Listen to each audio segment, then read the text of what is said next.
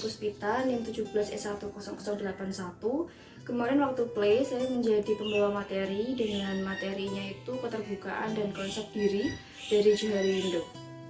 Kenalkan, nama saya Femi Susanti, NIM 17S10120. Saya sebagai sekretaris kelompok dan job desk saya selama play adalah dokumentasi serta time checker. Nama saya Rara Sinta Putri, NIM 17S10070. Waktu play acara rapel kemarin dengan SMA Sinlui, job desk saya adalah sebagai MC. Saya Bara Filusanda dengan NIM 17S10086. Di sini saya sebagai speaker kedua dengan materi kebiasaan yang efektif. Yang mana sih yang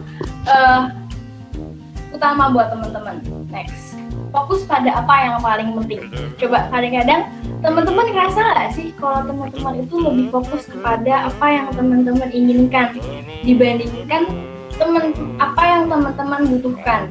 Jadi di sini aku mengajak teman-teman untuk terbiasa berpikir, kira-kira apa sih yang paling aku butuhkan, bukan yang aku inginkan.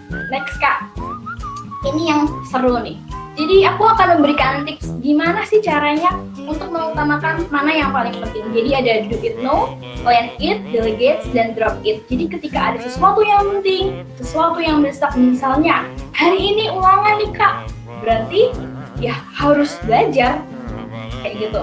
Terus ada plan it itu misalnya dia tuh penting banget tapi nggak mendesak. Misalnya baca buku, teman-teman pasti kan bisa baca buku beberapa waktu ke depan atau besok, jadi silakan teman-teman merencanakan. Ada juga yang nggak penting tapi mendesak. Misalnya teman-teman pernah nggak sih disuruh nyuci baju, kalau nggak nyuci piring, itu kan misalnya teman-teman nggak nyuci baju, nggak nyuci piring, otomatis besoknya nggak ada yang buat dipakai dong ya. Jadi itu sebenarnya mendesak, tapi sebenarnya bisa dilakukan oleh saudara kita atau orang tua kita. Jadi silakan dikomunikasikan. Lalu berbeda dengan drop it. Drop it itu seperti apa sih Kak? Udah nggak penting, nggak mendesak. Itu seperti gosip. Siapa sih di sini yang nggak suka gosip ya kan? Nggak laki-laki, nggak perempuan, pasti semuanya suka gosip. Apalagi tuh Mbak Raras tuh suka banget gosip tuh. Ada pertanyaan nggak nih? Kalau kita kan lagi bicara nih Pak sama orang lain individu. Nah, kalau kita ngomong dianya nggak ngelihat itu malah kayak ngerjain yang lain gitu, itu hal wajar nggak sih apa gimana Pak? Jadi dua sudut pandang. Yang pertama kamu ini leadernya, dan yang kedua kamu ini lawan sejarah di situ. Kalau kamu leadernya kalau yang diomongin Kak Bara tadi, kamu harus tahu size. Itu ada interest di situ, ada intuisi di situ. Ya, orang itu berhak buat menginterupsimu. Orang leader gitu ya. Orang berhak untuk memberi sanggahan, masukan, saran, komentar terhadap pendapatmu gitu. Dan sebaiknya memang kalau di dalam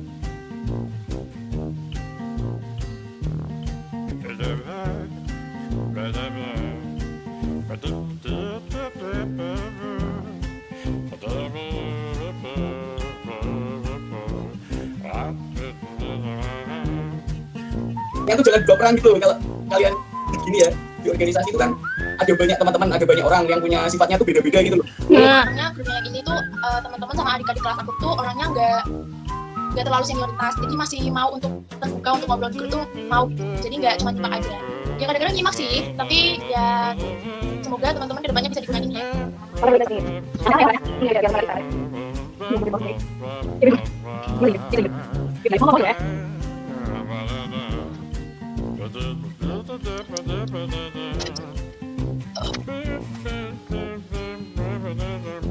Kalau untuk evaluasi, kalau dari saya pribadi itu kemarin saya dan kelompok itu lebih merasa sebagai datang hanya untuk menawarkan jasa training gitu loh. Jadi agak sedikit dipersulit juga dan dikesampingkan gitu karena pihak sekolah juga masih sibuk sama UAS. Jadi TNA-nya itu mundur-mundur gitu loh. Jadi TNA-nya pun nggak maksimal gitu sih kalau evaluasi dari saya.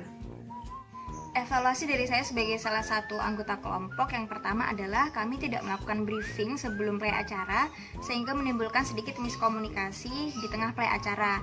Yang kedua, kami tidak mengetahui berapa jumlah persis peserta yang mengikuti pelatihan karena pada awalnya kami hanya menerima daftar 20-30 peserta yang mengikuti pelatihan. Nah, pada waktu play kita menerima sekitar 50-an peserta yang mengikuti pelatihan. Nah, yang ketiga, kami lupa untuk melakukan recording acara kami, sehingga kami hanya merecord setengah perjalanan dari play acara kami. Evaluasi dari saya untuk pelatihan ini adalah yang pertama, karena keterbatasan waktu yang disediakan dari sekolah sehingga pelatihan ini terkesan terburu-buru sehingga penyampaian materi kurang maksimal. Kedua, karena keterbatasan tempat ketika panitia melaksanakan pelatihan sehingga ketika penyampai materi menyampaikan materi, pemateri kurang konsentrasi. Evaluasi mungkin lebih ke meningkatkan komunikasi yang lebih baik dan lebih jelas lagi, karena kemarin jujur kami mengalami sedikit kesulitan kendala ketika kami berkomunikasi dengan pihak sekolah dan kami dilontar-lontarkan ke beberapa orang karena mungkin situasinya kurang jelas. Nah, di situ komunikasi kami mungkin perlu meningkatkan kesabaran, meningkatkan kejelasan, dan meningkatkan pengertian.